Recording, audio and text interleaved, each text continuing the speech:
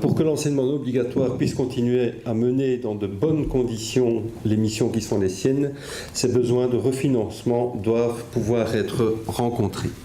Et pour cela, nous avons besoin certainement de financement, mais aussi de conscientisation de la place de ce type d'enseignement au niveau supérieur et également le fait de valoriser cet enseignement également.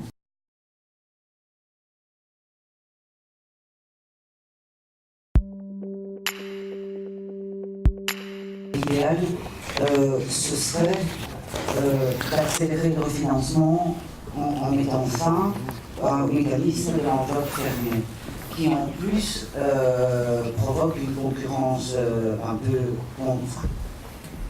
qui n'est pas toujours utile entre les différents établissements et qui n'est pas nécessairement des coopérations qui pourraient être fructueuses et pour les financements finalement en termes de résultats. Et je voudrais m'arrêter aussi un instant par rapport à la promotion sociale, pour aussi insister sur l'intérêt politique et social, c'est le cas de le dire, de cet enseignement. Moi je viens d'une région où il y a 20% de chômeurs, et les écoles de promotion sociale sont certainement le meilleur outil pour permettre à des jeunes qui ont connu un décrochage scolaire, qui commencent déjà dans la vie à prendre un chemin qui va rendre les choses plus difficiles, à pouvoir les raccrocher.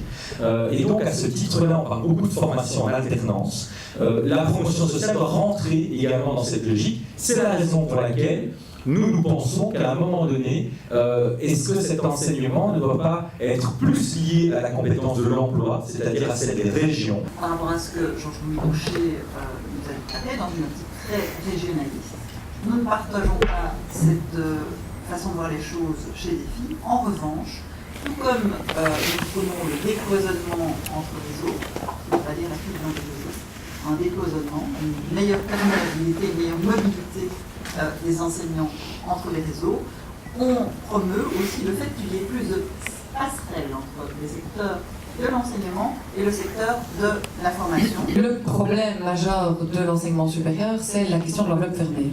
Et on se rend compte que le boom démographique qu'on a vécu dans l'enseignement obligatoire est en train d'arriver dans le supérieur. Donc, je crois que cette question de la sortie de l'enveloppe fermée, elle va se poser dans le cadre des accords de gouvernement, ou en tout cas dès l'entame de la législature. Donc il faudra réfléchir quel genre de critères on établit. Est-ce que c'est le critère uniquement du nombre d'élèves? Est-ce qu'il y a d'autres enjeux? Je pense qu'une des premières questions qui va se poser au lendemain des élections, c'est à nouveau cette question du financement de la Fédération Wallonie-Bruxelles.